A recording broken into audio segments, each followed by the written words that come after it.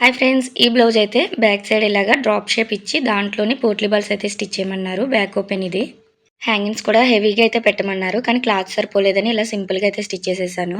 మన సబ్స్క్రైబర్ తీసుకొచ్చిన బ్లౌజే ఇది కూడా. చాలా బాగా సెట్ అయిందటండి. నేను ఆల్రెడీ మెసేజ్ చేశాను. చాలా బాగా కుదిరిందన్నారు. చాలా హ్యాపీగా ఫీల్ అయ్యారు. లోపటి సైడ్ కూడా చూడండి.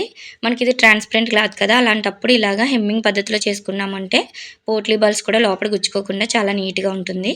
కార్నర్స్ మొత్తం కూడా చాలా నీట్‌గా వచ్చాయి. దీనికి లైనింగ్ అయితే వేయొద్దన్నారు హ్యాండ్స్‌కి. ఇలా పఫ్ హ్యాండ్ అయితే ఇచ్చేసాను సింపుల్‌గానే.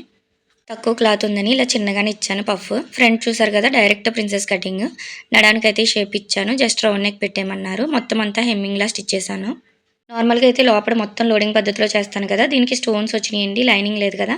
అందుకు హ్యాండ్స్ అనేది రివర్స్ చేస్తే గుచ్చుకుంటాయని చెప్పి ఓన్లీ బాడీకి ఇలా లోడింగ్ పద్ధతిలో స్టిచ్ చేశాను. ఇది చాలా చిన్న సైజ్ బ్లౌజు. దీని మెజర్‌మెంట్స్‌తో ఆల్రెడీ మన ఛానల్‌లో కటింగ్, స్టిచ్చింగ్ ఉన్నాయి. కింద లింక్ ఇస్తాను, చెక్ చేయండి. వీడియో నచ్చితే లైక్ చేయండి.